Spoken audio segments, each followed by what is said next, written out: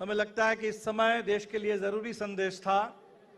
नफरत के खिलाफ मोहब्बत की बात, अन्याय के खिलाफ न्याय की आवाज, संविधान और लोकतंत्र पर हमले के खिलाफ देश को बचाने के लिए, लोकतंत्र को बचाने के लिए, संविधान की रक्षा के लिए और आम लोगों के अधिकार, ये आवाज इस समय की सबसे जरूरी आवाज है।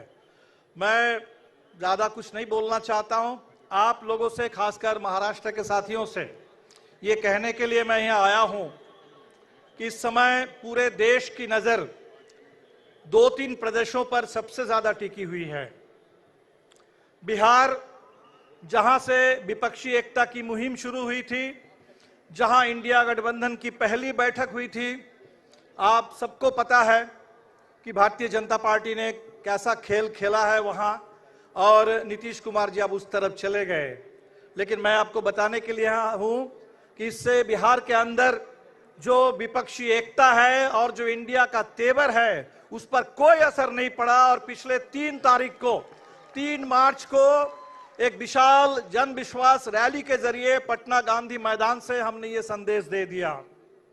और आपसे ये कहने के लिए हम यहाँ हैं कि जिस तरह से महाराष्ट्र में खेल खेला गया, पुरानी पार्टियों को तोड़ दिया गया, एनसीपी को तोड़ा गया, शिवसेना को तोड़ा गया, लेकिन मैं कहने के लिए हूं कि इस समय पूरे देश, इस महाराष्ट्र के अंदर देश की उम्मीद है कि महाराष्ट्र की जनता भारतीय जनता पार्टी के इस पूरे गुजरात लॉबी के इस खेल के खिलाफ बिल्कुल अपनी एकता का परिचय देगी। और इस समय फिर एक बार बिहार और महाराष्ट्र, ये 2 प्रदेश जहां दूसरे और तीसरे सबसे ज्यादा सीटें हैं, पश्चिम बंगाल दूसरे और तीसरे नंबर पर बिहार इस समय, तो इन तमाम स्टेटों में जबरदस्त विपक्षी एकता का माहौल है। जमीन पर लोगों की जबरदस्त एकता है। इस एकता को बुलंद रखिए और हर कीमत पर एक वोट से जो खेल खेला गया, इलेक्शन बॉन्ड के जरिए, इलेक्टोरल बॉन्ड, इलेक्टोरल ट्रस्ट, इसके जरिए हम देख रहे हैं कि पूरे देश में पैसे का खेल, पूरे पैसा बोल रहा है। और इस पैसे के खिलाफ हमारे पास जनता की एकता है, हमारा खून पसीना है। तो पैसे के खिलाफ पसीना जीतेगा, ये इस बार के चुनाव के हमारे सामने चुनौती है। और वो किसानों का पसीना, जिन किसानों को रोकने के लिए दिल्ली में सरकार ने बैरिकेड खड़ा कर दिया, कील ठोक दी सड़क पर, किसानों की जान ले ली। अभी हमने देखा रामलीला मैदान में किसानों ने और ट्रेड यूनियनों ने मिलकर के अपनी आवाज बुलंद की।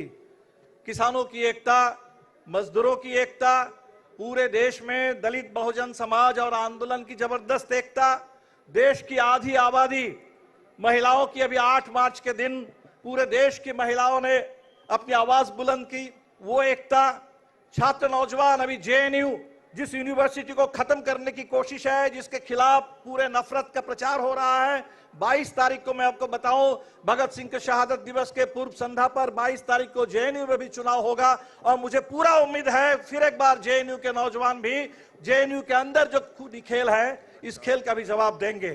तो हम लोग तैयारी कर रहे हैं हर संभव तरीके से, आंदोलन के माध्यम से भी और चुनाव के माध्यम से भी। ये वो समय आ गया जब एक वोट, उनके पास संविधान विरोधी इलेक्टोरल बॉन्ड था, हमारे पास जो ताकत है वो संविधान की ताकत। संविधान ने एक ही ताकत हमको दी है, एक वोट की ताकत। बाबा साहब अंबेडकर ने कहा था, ये एक वोट है राजनीतिक बराबरी के लिए। सामाजिक और आर्थिक जो गैर बराबरी देश में है, उस गैर बराबरी को मिटाने के लिए ये जो वोट की एक ताकत है, इस ताकत का ठीक से इस्तेमाल करना होगा।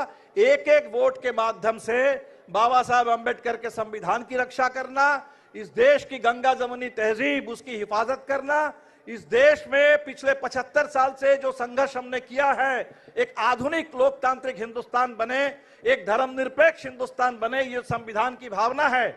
जिस भावना को तोड़ने के लिए नागरिकता संशोधन कानून के जरिए पूरे देश में गरीबों को नागरिकता से बेदखल करने की साजिश हो रही है। इस साजिश के खिलाफ हमारा एक वोट इस आवाज को बुलंद करे। इसी उम्मीद के साथ मैं खासकर महाराष्ट्र वासियों से, मुंबई के लोगों से और मुंबई में रह रहे हैं मुंबई मुंबई सिर्फ नहीं है, पूरा हिंदुस्तान रहता है।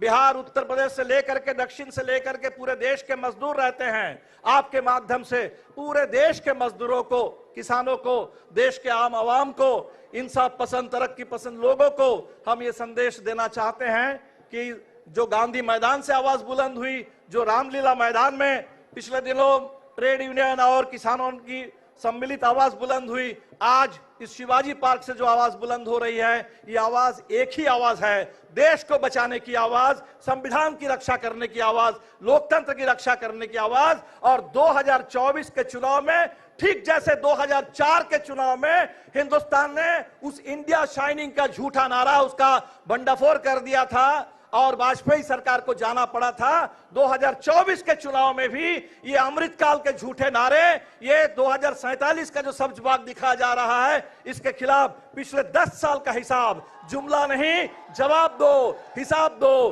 देश हिसाब लेगा। इसी के साथ आप तमाम साथियों का बहुत बहुत शुक्रिया, जिसे आपका जो जोश खरोश मैं देख रहा हूं, आपकी जो एकता है, मैं सलाम करता हूं। पूरे देश के कम्युनिस्ट आंदोलन, पूरे देश के सामाजिक न्याय का आंदोलन, समाजवादी आंदोलन, पूरे देश के कांग्रेस की परंपरा, आज ये समय है जब तमाम विचारधारा के लोगों को, जो आजादी के आंदोलन से जुड़े विचारधारा के लोग हैं, हम सबको मिलकर के आजादी के दुश्मनों के खिलाफ और देश के दुश्मनों के खिलाफ मिलकर के लड़ना होगा। बहुत बहुत शुक्रिया। इनकलाब जिंदाबाद, जय भीम, लाल सलाम।